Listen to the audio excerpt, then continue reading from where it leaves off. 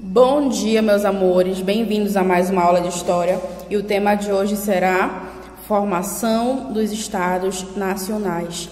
Isso já é um tema dentro da Idade Moderna. Quando eu falei para vocês sobre Idade Média na aula passada, eu comecei e encerrei o assunto, certo? Então nós já saímos de Idade Média e já estamos começando um novo período, que é a Idade Moderna, tá? Que é justamente o nosso assunto novo no 7º ano. Mas só que esse assunto, que é a formação dos Estados Nacionais, se relaciona totalmente com a Idade Média.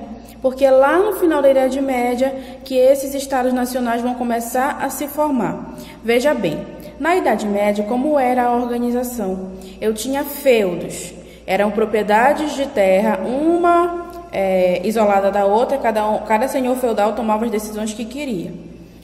Com o tempo, vai aparecer a figura do rei, tá? Quem é o rei? É aquele nobre muito importante, é o nobre dos nobres. No início, o rei não vai ter tanta importância, tanto poder de decisão. Porém, com o tempo, ele vai conquistando esse poder. Até que no final da Idade Média, início da Idade Moderna, os reis vão estar super poderosos. Por quê? Porque eles vão fazer associação com outras duas classes importantes. Quais são essas classes? A nobreza e a burguesia, tá? O rei precisava da nobreza e da burguesia tanto quanto essas duas precisavam do rei. Então, eles vão se associar a esses três para dar início a um novo período na história do mundo, tá? Que vai ser o período pós-Idade Média. Por que o rei precisava dos nobres? Primeiramente porque o rei precisava do reconhecimento dessa nobreza para ele estar no poder. E em troca desse reconhecimento, ele dava privilégios para essa nobreza, tá? A nobreza digamos assim, as pessoas mais privilegiadas, assim, as pessoas de sangue nobre, que vinham lá desde a Idade Média, de uma linhagem bastante antiga, e elas vão apoiar o rei do seu local, justamente para elas não perderem os privilégios que elas têm. Quais são os privilégios que elas têm? Não pagar impostos, não trabalhar, tudo isso elas querem manter. E o rei quer o que delas? Ele quer o reconhecimento, ele quer o prestígio, ele quer o apoio, certo? E com a burguesia?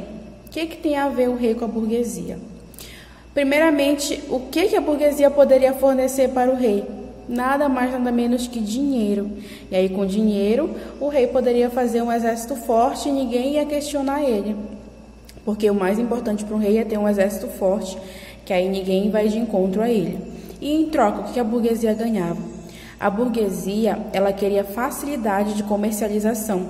Na época do feudalismo, era muito difícil o comércio. Por quê? Porque cada cidade tinha sua moeda, cada feudo tinha um jeito de comercializar, cada lugar tinha uma forma de medir as coisas.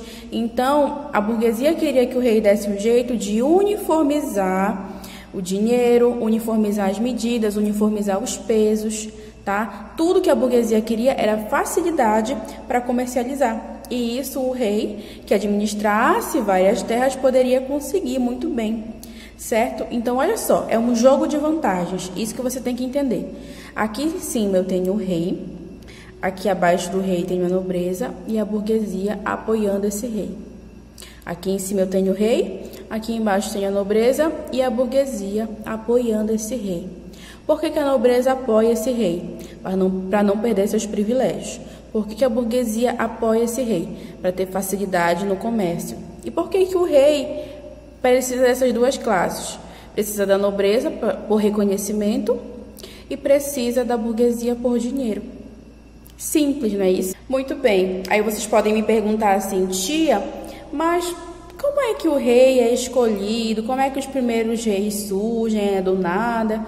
Como é para a nobreza escolher um rei? Calma, é assim.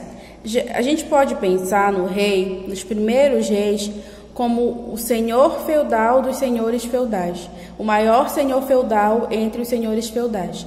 Os primeiros reis são aqueles que acumulam bastante terra, que acumulam bastante prestígio, que acumulam bastante servos, que acumulam bastante... Enfim, são aqueles que conseguem acumular poder. E aí eles vão ganhando tanto poder, tanto poder, tanto poder, que eles chegam na posição de rei. Daí, para eles conseguirem fazer um estado só deles, é só um passo a mais, certo? Esses reis vão começar a formar reinos, e esses reinos serão os futuros países da Europa, como por exemplo Portugal, como por exemplo França, como por exemplo Espanha, certo? Antes, lá na Idade Média, eu não tinha Portugal, eu não tinha França, eu não tinha Espanha, ok? Eu vou passar a ter o bebê desses países com o surgimento dos reis, que eles vão fazer os reinos. E é isso que a gente vai estudar, a formação do reino de Portugal e a formação do reino da Espanha. Por quê? Porque Portugal e Espanha têm tudo a ver com a gente. Porque Portugal e Espanha foram os primeiros países a se lançarem nas grandes navegações em direção aqui à América, sem saber que a América existia. Então é preciso entender quem era Portugal e Espanha antes deles chegarem aqui na América.